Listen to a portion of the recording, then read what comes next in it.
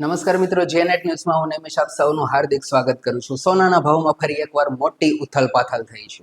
તમારા મનમાં પણ એ જ સવાલ ઘૂમી રહ્યો છે કે હવે શું કરવું? શું આ સોનું ખરીદવાનો સોનેરી મોકો છે કે પછી ભાવ હજુ ઘટશે?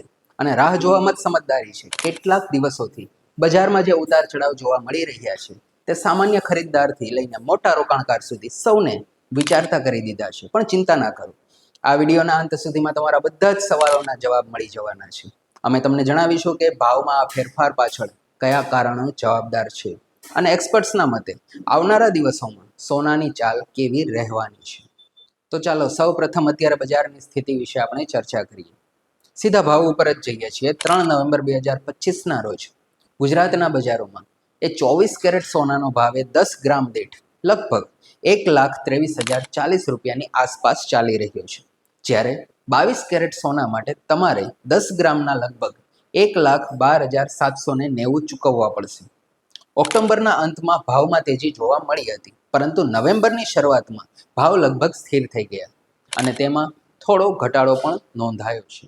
ઘણા અહેવાલોમાં ભાવમાં ભારે ઘટાડાની વાતો ચાલી રહી હતી, પણ હકીકત એ છે કે બજાર અત્યારે ખૂબ જ અસ્થિર છે.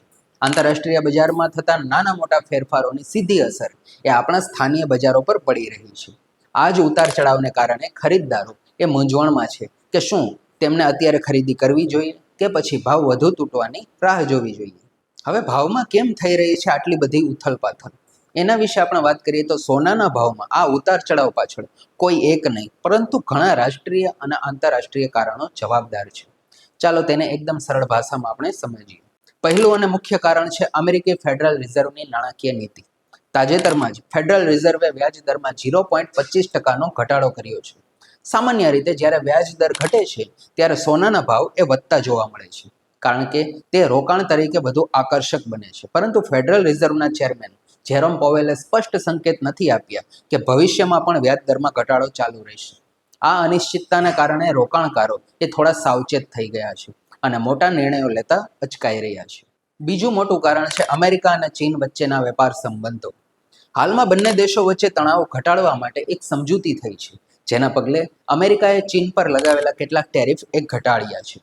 જ્યારે પણ બે મોટી આર્થિક શક્તિઓ વચ્ચે તણાવ ઓછો થાય છે ત્યારે રોકાણકારો સોના જેવા સુરક્ષિત રોકાણમાંથી પૈસા કાઢીને શેર બજાર જેવા જોખમી વિકલ્પો તરફ વળે છે.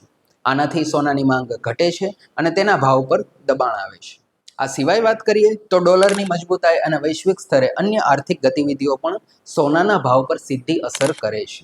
ભારતમાં લગ્નની સિઝન અને તહેવારોની માંગના કારણે ભાવને થોડો ટેકો મળે છે, પરંતુ હાલમાં આંતરરાષ્ટ્રીય બજારો વધુ હાવી થઈ રહી છે. તો તમારા માટે મહત્વનો સવાલ, હવે શું કરવું? ખરીદવું, વેચવું કે રાહ જોવી? ચાલો હવે સૌથી અગત્યના સવાલ પર આપણે આવી જઈએ. આ પરિસ્થિતિમાં તમારે શું કરવાનું છે? તમારે શું કરવું જોઈએ? આનો સાચો જવાબ એ તમારી જરૂરિયાત અને રોકાણના હેતુ પર નિર્ભર કરે છે. લાંબા ગાળાના રોકાણકારો માટે જો તમે 5 થી 10 વર્ષ જેવા લાંબા સમયગાળા માટે સોનામાં રોકાણ કરવાનું વિચારી રહ્યા છો, તો બજારનો આ ઉતાર ચઢાવ તમારા માટે એક સારી તક સાબિત થઈ શકે છે. નિષ્ણાંતોનું માનવું છે કે લાંબા ગાળે સોનું એ સારું વળતર આપી શકે છે. એક સ્માર્ટ રીત કે જે તમે એસઆઈપી કહી શકો છો, તેમાં ભાવમાં દરેક ઘટાડા પર થોડી થોડી ખરીદી કરવી જોઈએ. આમ કરવાથી તમારી ખરીદીની સરેરાશ કિંમત એ ઘટશે અને લાંબા ગાળે તમને ફાયદો થશે. હવે ટૂંકા ગાળાના ટ્રેડર્સ માટે, જો તમારો હેતુ એ ટૂંકા ગાળામાં નફો કમાવાનો છે, તો અત્યારે જ ખૂબ જ સાવધાની રાખવાની જરૂર છે.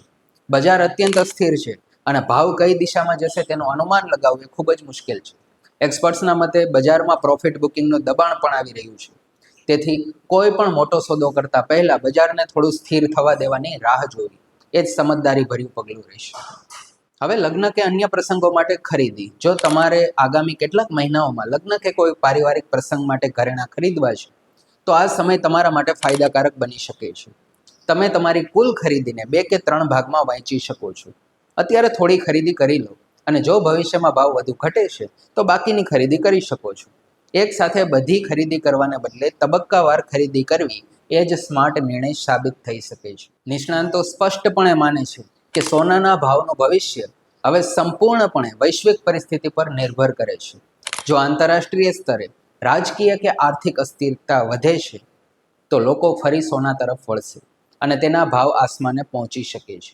હવે મહત્વની વાત કે તમને શું લાગે છે? સોનાના ભાવ અહીંથી ઉપર જશે કે નીચે જશે? શું તમે આ ભાવે સોનું ખરીદવાનું વિચારી રહ્યા છો? તમારા વિચારો અમને કોમેન્ટમાં જરૂર જણાવો. તમારા અનુભવો અને મંતવ્યો એ બીજા દર્શકોને પણ સાચો નિર્ણય લેવામાં મદદ કરી શકે છે. તો હવે વાત એમ બને છે કે સોનાના ભાવમાં હાલની ઉથલપાથલ પાછળ અમેરિકી ફેડરલ રિઝર્વની નીતિ અને યુએસ ચીન વેપાર સંબંધોમાં આવેલો સુધાર એ મુખ્ય કારણ છે. લાંબા ગાળાના રોકાણકારો માટે આ ઘટાડો એ ખરીદીની તક બની છે, જ્યારે ટૂંકા ગાળાના ટ્રેડર્સ એ સાવચેત થઈ જજો. અને જો તમે અંગત વપરાશ માટે ખરીદી કરી રહ્યા છો તો થોડી થોડી કરીને ખરીદી કરો, એ જ સમજદારી છે. અમને આશા છે કે આ વિડીયોમાં આપેલી માહિતી તમને ચોક્કસપણે ઉપયોગી લાગી હશે. જો તમને આ વિડીયો ગમ્યો હોય તો તેને લાઈક કરો અને તમારા એવા મિત્રો અને પરિવારજનો સાથે શેર કરો જેઓ સોનું ખરીદવાનું વિચારી રહ્યા છે.